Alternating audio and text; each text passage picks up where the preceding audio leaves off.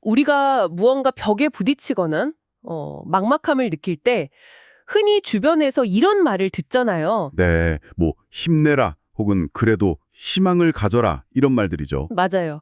희망을 가져라. 근데 솔직히 말씀해 보시죠. 여러분은 그 말이 진짜 가슴에 와닿아서 당장 자리에서 벌떡 일어나게 된 적이 몇 번이나 있으신가요?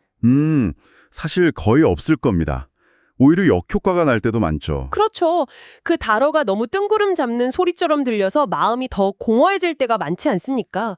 오늘 우리의 심층 탐구는 바로 이 지점에서 출발합니다. 네, 아주 현실적인 출발점이네요. 오늘 우리가 해볼 텍스트는 사승헌 시인의 희망이라는 시, 그리고 이 텍스트를 바탕으로 기획된 오늘 하루도 버텨낸 여러분에게 건네는 선물이라는 제목의 염상기획안과 해설 야료들입니다. 보통 시를 읽는다고 하면 그냥 아름다운 문장에 기대서 잠시 감상에 젖는 시간을 떠올리실 텐데요. 네, 하지만 오늘의 미션은 다릅니다. 우리는 이 자료들을 아주 건조하고 치밀하게 분석할 겁니다. 시에서 말하는 희망이라는 이 지독하게 추상적인 단어가 어떻게 우리의 팍팍한 일상을 굴러가게 만드는 구체적인 엔진이 되는지. 그리고 그 엔진이 네, 말씀하시죠. 네, 그 엔진이 용기라는 부품과 어떻게 명확하게 구분되고 또 톱니바퀴처럼 맞물려 돌아가는지 그 작동 원리를 볼 겁니다. 맞습니다. 자, 한번 파헤쳐 볼까요? 좋습니다. 오늘 다룰 이 자료들은 분량이 그렇게 길지는 않지만 우리가 일상적으로 남용하는 단어들의 의미를 아주 날카롭게 재정의하고 있습니다. 오프닝부터가 꽤 강렬하죠. 네, 시의 첫 구조를 보면 이런 문장이 등장해요. 가장 깊은 밤에도 별은 지지 않고 시린 겨울볕에는 기어이 봄이 움틉니다. 우리가 무의식 중에 희망에 대해 가지고 있는 고정관념을 정확히 짚어내는 오프닝입니다. 고정관념이라면 어떤 걸 말씀하시는 걸까요? 그러니까 우리는 보통 희망을 나와는 거리가 먼 아주 완벽하고 도달하기 힘든 이상적인 상태로 상정해두는 경향이 있습니다. 칠흑 같은 밤하늘 저 높은 곳에서 반짝이는 별처럼 말이죠. 이해가 갑니다. 일상에 대입해보면 로또 1등 당첨이라던가 이번 프로젝트의 완벽한 대성공 혹은 아무런 걱정 없는 경제적 자유 같은 거창한 결과물들. 맞아요. 그런 것들을 희망이라는 이름표를 붙여서 저 멀리 선반 위에 올려두는 거죠. 그러다 보니 내 현실은 발밑이 진흙탕인데 저 멀리 있는 별만 쳐다보면서 괴리감을 느끼게 되고요. 이 대목에서 매력적인 점은 시인이 바로 그 수동적이고 이상적인 희망의 이미지를 완전히 부숴버린다는 데 있습니다. 자료 속의 핵심 구조를 한번 보시죠. 네. 희망은 멀리 있는 별이 아니라 오늘 내 발치에 떨어진 작은 햇살 한 줌을 줍는 마음입니다. 이 문장이 주는 시각적 전환이 정말 훌륭합니다. 희망의 위치를 저 우주 밖에서 지금 내가 딛고 있는 진흙탕 같은 현실의 발치로 훅 끌어내렸네요. 그렇습니다. 그리고 더욱 중요한 것은 희망을 관념적인 상태가 아니라 허리를 굽혀 햇살을 줍는 마음, 즉 아주 구체적이고 능동적인 행위로 규정했다는 점입니다. 줍는 마음이라는 표현을 현실의 직장인이나 학생 입장에서 생각해보면 확 와닿습니다. 무언가를 주우려면 가만히 하늘만 보고 기적을 기다려서는 안 되잖아요. 네, 시선을 아래로 내리고 주변을 면밀히 탐색하는 수고로움이 필요하죠. 예를 들어서 당장 내일 아침에 도저히 답이 안 나오는 까다로운 업무를 처리해야 한다고 쳐보죠. 여기서 희망은 내일 기적처럼 그 일이 취소될 거야가 아니라는 거군요. 절대 아니죠. 그건 유행을 바라는 거고요. 그럼 진정한 희망은 그 복잡한 얽힘 속에서도 적어도 내일 오전에 이메일 하나는 깔끔하게 정리해서 보낼 수 있다는 그 아주 작고 통제 가능한 긍정의 파편을 찾아내는 행위라는 거네요. 정확합니다. 여러분은 어떠십니까? 지금 상황이 풀리기만을 기다리며 구름 흘러가듯 시간을 보내고 계신가요? 아니면 그 진흙탕 속에서도 무언가 씨앗을 심을 만한 흙 한 줌을 파내고 계신가요? 시에서도 그 태도를 정확히 꼬집죠. 막연하게 흘러가는 구름처럼 살기보다 내 맘의 뜰에 꽃씨 하나 심어보는 것. 희망은 주어지는 것이 아니라 어둠 속에서 스스로 작은 불씨 하나를 품기로 결정하는 치열한 의지라는 뜻입니다. 여기서 진짜 흥미로운 부분은요. 이 텍스트가 단지 희망을 가지자는 1차원적인 메시지에서 멈추지 않는다는 겁니다. 오늘 우리의 핵심 포커스 중 하나가 바로 이 지점인데요. 네, 두 개념의 분리죠. 맞습니다. 시인은 우리가 흔히 혼용해서 쓰는 희망과 용기라는 두 개념을 아주 시각적이고 명확하게 분리해냅니다. 자료에 이런 구절이 있어요. 하루라는 도화지 위에 희망으로 밑그림을 그리고 용기라는 색깔을 입히다 보면 이 도화지와 붓의 비율을 가져온 것은 매우 영리한 접근입니다. 그렇죠. 우리가 백지 상태의 하루를 시작할 때 가장 먼저 연필을 들고 스케치를 하잖아요. 오늘은 이 방향으로 가야지, 이런 윤곽을 만들어야지 하고 선을 긋는 작업. 네? 이것이 바로 시인이 말하는 희망입니다. 삶의 방향성과 가능성을 설정하는 일이죠. 하지만 스케치만으로는 그림이 완성되지 않습니다. 색이 들어가야 하니까요. 맞습니다. 그 무채색의 윤곽선 안에 실제로 생명력을 불어넣는 붓질, 질감을 만들고 현실의 캔버스를 채워나가는 물리적인 움직임이 바로 용기라는 겁니다. 즉, 희망이 목적지를 가리키는 나침반이라면 용기는 그곳을 향해 내딛는 근육의 움직임인 셈입니다. 이걸 더 큰 그림과 연결해 보면 이 두 가지가 단순히 따로 존재하는 것이 아니라 어떻게 톱니바퀴처럼 맞물려 돌아가는지 그 흥미로운 구조가 드러납니다. 자료의 앞부분으로 돌아가서 이 구조를 한번 주목해 보시죠. 어떤 구절이죠? 어둠 속에서 작은 불씨 하나를 품는 일은 잠들어 있던 두려움을 깨워 일어설 용기를 만드는 일입니다. 잠깐만요.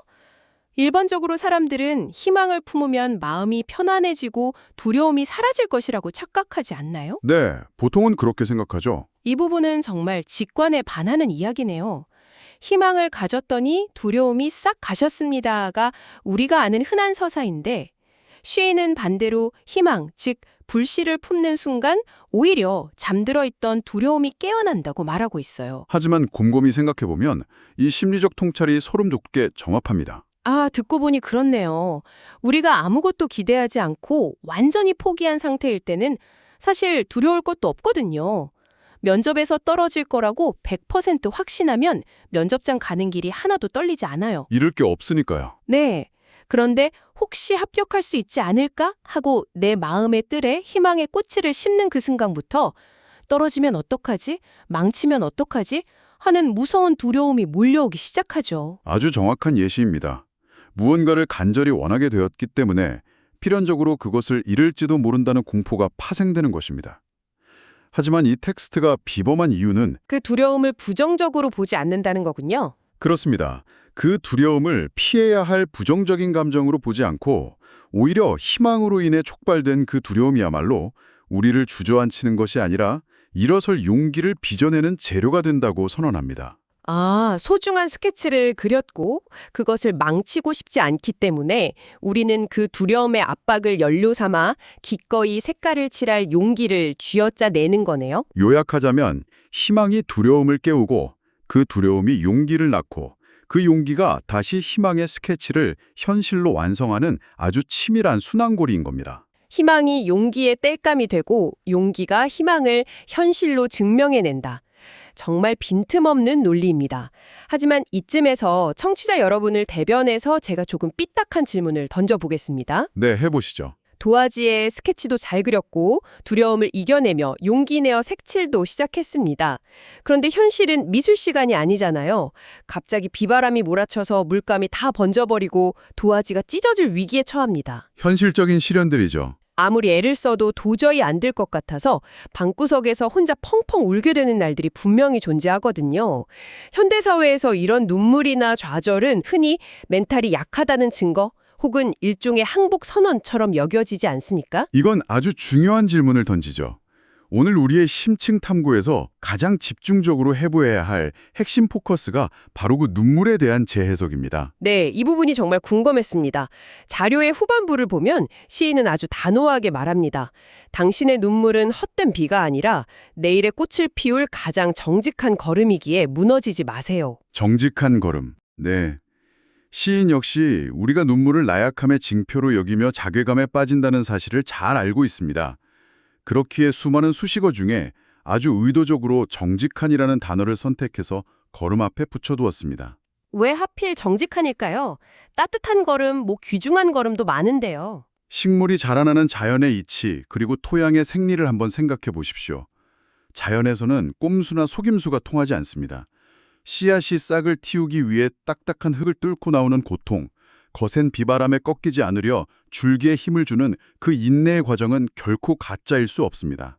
눈물이라는 것은 결국 우리가 그 희망의 스케치를 포기하지 않고 어떻게든 색을 칠해보려고 발버둥치는 과정에서 발생하는 물리적이고 생리적인 증명이군요. 맞습니다.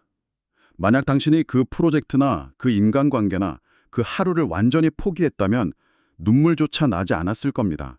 감정이 이미 메말라 버렸을 테니까요. 아, 눈물이 난다는 것 자체가 내가 아직 포기하지 않았다는 거네요. 내 안의 시스템이 여전히 그 희망을 붙잡고 치열하게 싸우고 있다는 아주 생생한 증거라는 거군요. 그렇습니다. 그래서 정직한 것입니다. 내가 겪은 스트레스, 고민, 상실감, 그리고 그것을 버텨내기 위해 흘린 땀과 눈물은 내 내면의 토양에 속임수 없는 양분으로 스며듭니다. 눈물이 양분이 된다. 네, 이 고통스러운 화학작용이 있어야만 비로소 가냘픈 싹은 단단하게 뿌리를 내리고 행복의 문턱을 넘을 수 있습니다. 여러분이 밤잠을 설치며 흘린 눈물은 허공으로 증발해버리는 무의미한 수분이 아니라 희망을 끈질기게 유지시키는 가장 강력한 동력원이라는 뜻입니다. 청취자 여러분, 오늘 하루 마음대로 풀리지 않는 일들 때문에 남몰래 눈물 삼키신 분들 계실 겁니다. 속으로 나는 왜 이렇게 약해 빠졌을까 자책하셨다면 이 텍스트의 논리를 빌려 단호히 말씀드릴 수 있습니다. 네, 그건 여러분이 약해서가 아니라 도화지 위에 밑그림을 포기하지 않을 만큼 내면에 강력한 에너지를 품고 있기 때문입니다. 여러분의 그 눈물은 내일의 색을 칠하기 위해 오늘 토양에 비축해둔 가장 값진 연료입니다. 정확한 요약입니다. 이렇게 정직한 걸음을 통해 자라난 희망과 용기는 우리를 궁극적인 변화로 이끌게 되죠. 그렇다면 이 모든 게 대체 무슨 의미일까요? 발밑에 햇살을 능동적으로 줍고 두려움을 지렛대 삼아 용기를 내고 눈물이라는 정직한 걸음으로 끝내 버텨내는 이 지독한 사이클. 이 끝에는 과연 무엇이 기다리고 있을까요? 자료에 이런 구절이 나옵니다. 그저 사라지는 오늘이 아니라 내가 빛을 찾아 만들어가는 오늘, 그 길 끝에서 당신은 가장 환하게 피어날 당신을 만나게 됩니다. 수동적인 삶에서 능동적인 삶으로의 전환이네요.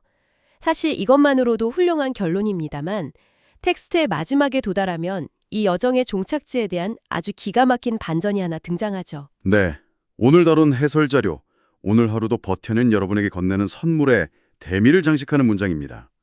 당신은 이미 그 자체로 울창한 숲입니다. 저는 개인적으로 이 문장을 분석하면서 시점의 극적인 확장에 정말 감탄했습니다. 잠깐만요. 처음에는 내 마음의 뜰에 꽃씨 하나 심어보는 작고 소박한 이야기로 출발했잖아요. 발치에 떨어진 햇살 한 줌을 줍는 이야기였고요. 네, 아주 작은 단위였죠? 그런데 그 길 끝에서 만나는 게 예쁜 꽃 한 송이나 작고 소중한 성취가 아니라 갑자기 거대한 울창한 숲으로 스케일이 확 커집니다. 이건 우리가 이 과정의 결과물을 바라보는 시각 자체가 완전히 뒤집히는 건데요. 바로 그 지점입니다. 우리는 보통 스스로를 작고 연약한 묘목이나 겨우겨우 싹을 틔우기 위해 고군분투하는 씨앗 정도로 여깁니다. 맞아요. 그래서 이 지독한 일상을 버텨낸 보상으로 언젠가 내 손에 쥐어질 작은 성과, 그러니까 꽃 한 송이만을 목적지로 생각하죠. 하지만 시인의 통찰은 다릅니다.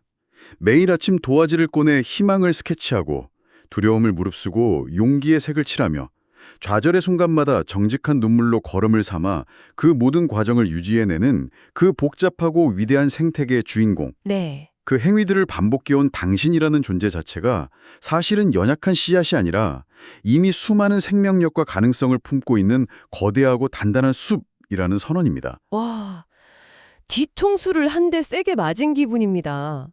그러니까 우리가 애지중지하며 키워내려던 그 작은 결과물 하나가 중요한 게 아니네요. 그렇죠. 이 팍팍한 현실 속에서도 매일 밑그림을 그리고 색을 칠하는 그 치열한 태도를 유지하고 있는 나 자신이 이미 숲처럼 거대하고 위대한 시스템을 갖추고 있었다는 거군요. 그렇기 때문에 이 기획안의 제목이 단순한 위로가 아니라 버텨낸 여러분에게 건네는 선물인 겁니다. 완벽하게 이해가 됩니다.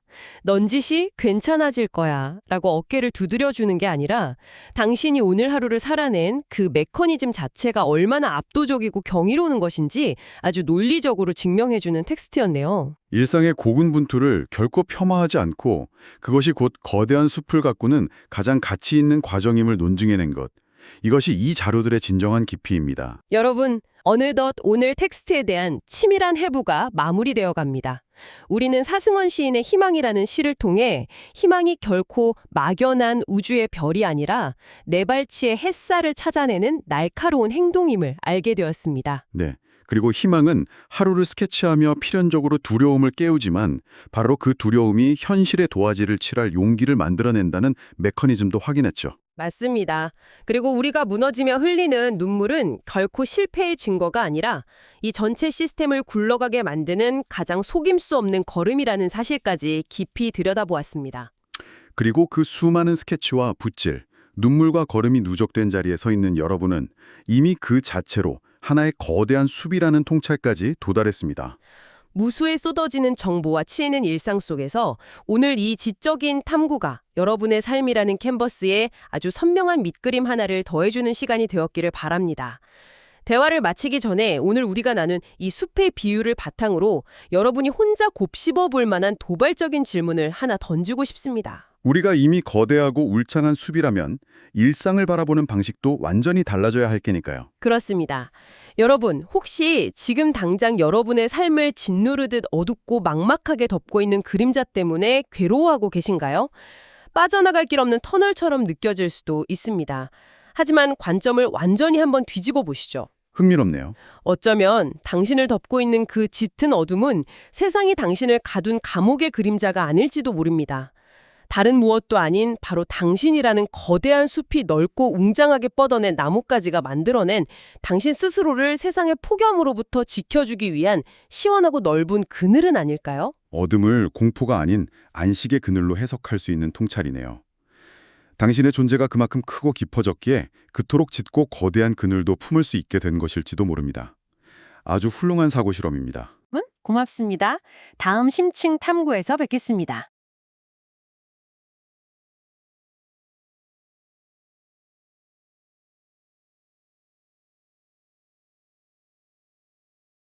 가장 깊은 밤에도 별은 지지 않고 시린 겨울 끝엔 기어이 봄이 움틉니다.